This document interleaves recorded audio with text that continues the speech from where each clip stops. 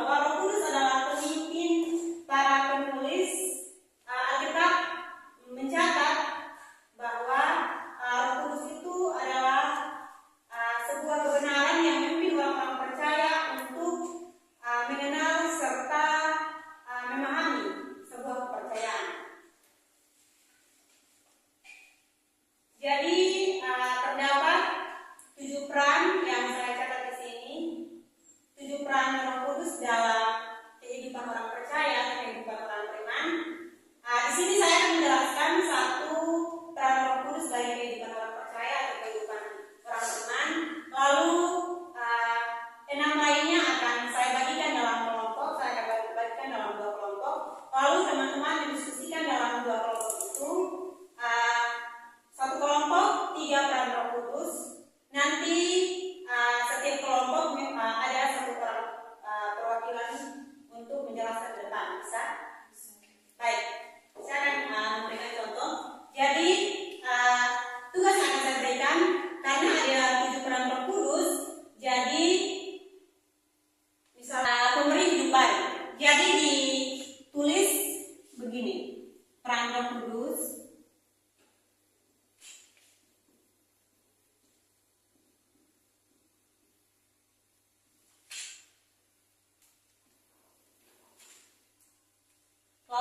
dibikin garis-garis atau teman-teman bisa kreasi bagaimana.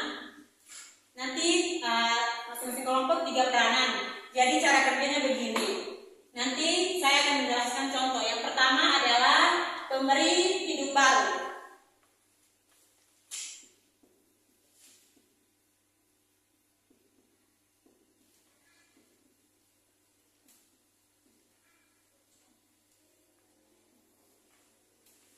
Jadi peran yang pertama adalah pemberi hidup baru, di mana Roh Kudus memberikan kehidupan bagi orang-orang percaya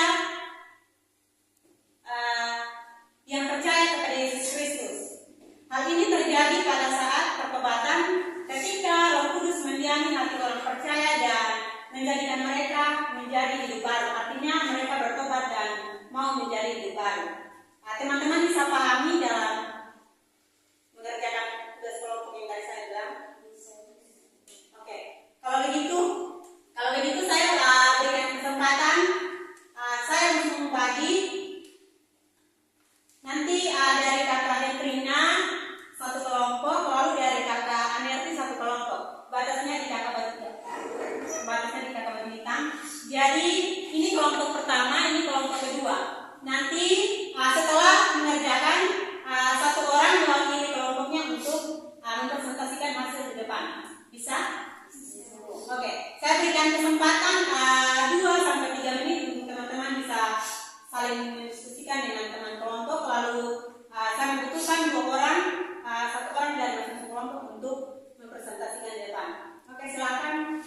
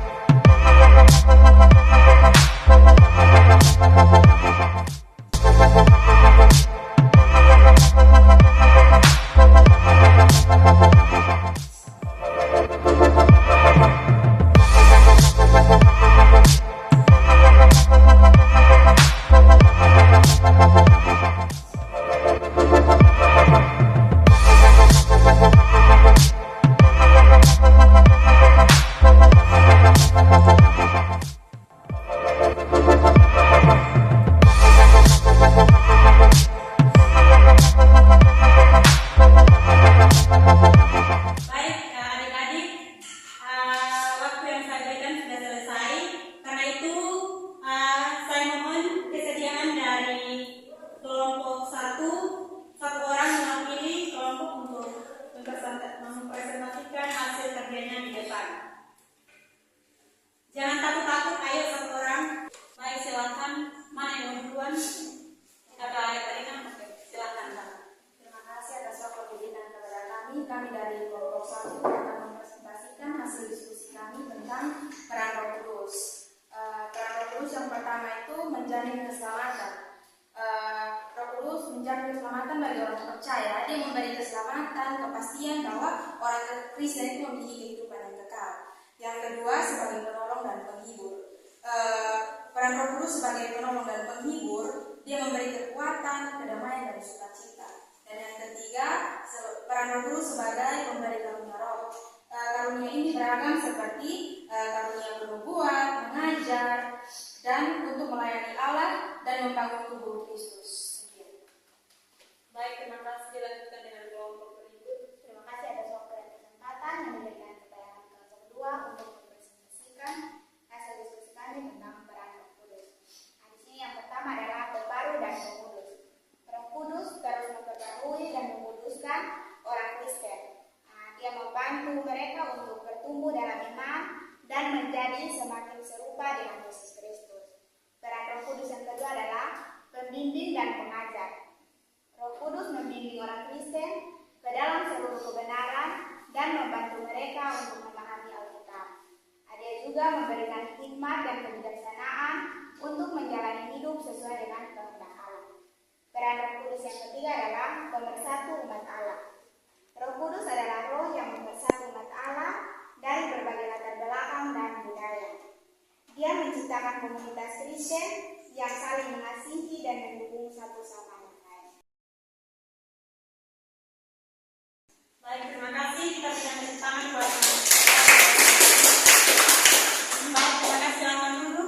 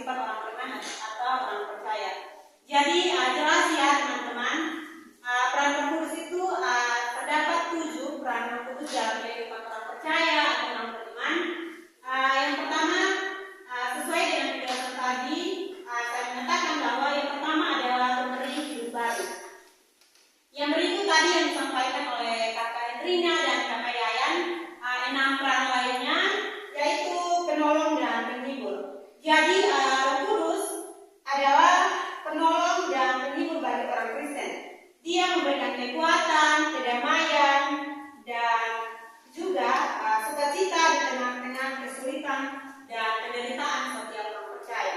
Yang berikut peran Roh Kudus sebagai pemberi karunia roh, di mana Roh Kudus memberikan karunia roh kepada orang-orang percaya atau orang-orang beriman untuk melayani Allah dan membangun tubuh Kristus. Karunia-karunia itu bisa beragam seperti karunia untuk berbuat, karunia untuk mengajar dan lain sebagainya. Yang berikut persatuan umat Allah, di mana Roh Kudus adalah roh yang mempersatukan seluruh umat Allah dalam berbagai latar belakang. Dia menciptakan komunitas Kristen yang saling mengasihi dan mendukung satu sama yang lain. Yang berikut jaminan keselamatan. Roh Kudus adalah jaminan keselamatan bagi orang percaya, di mana dia memberikan kepastian bahwa setiap orang percaya memiliki hidup yang kekal di dalam Yesus Kristus. Yang berikut adalah pembaru dan pengudus, di mana Roh Kudus terus membarui dan menguduskan orang Kristen. Dia membantu mereka untuk bertumbuh dalam iman dan menjadi semakin kuat dengan berpegang teguh pada Yesus Kristus. Baik, jadi ini sekilas materi pembelajaran kita hari ini terkait peran Roh Kudus dalam kehidupan orang percaya atau orang beriman. Semoga pembelajaran kita hari ini bisa menambah pengetahuan adik-adik semua terkait peran Roh Kudus dalam kehidupan kita sebagai orang percaya atau orang beriman. Oleh karena itu, semua mengertikah pembelajaran kita hari ini? Mengerti, Ibu. Baik, terima kasih. Karena itu pembelajaran kita akan berakhir, dan untuk menutup pembelajaran kita hari ini, saya akan memohon kesediaan satu orang untuk memimpin kita dalam doa. Nanti untuk kita dalam doa. Teman-teman semua, mari kita berdoa. Bapa kami di surga, terima kasih Tuhan karena Engkau telah mengajar kami dari awal pembelajaran kami hingga selesai yang baik. Ya Tuhan, sebentar lagi kami akan kembali, namun sebelum itu kami mengundang Roh-Mu agar datang bersama-sama dengan kami. Terima kasih Yesus, amin. Terima kasih Adik Selvi.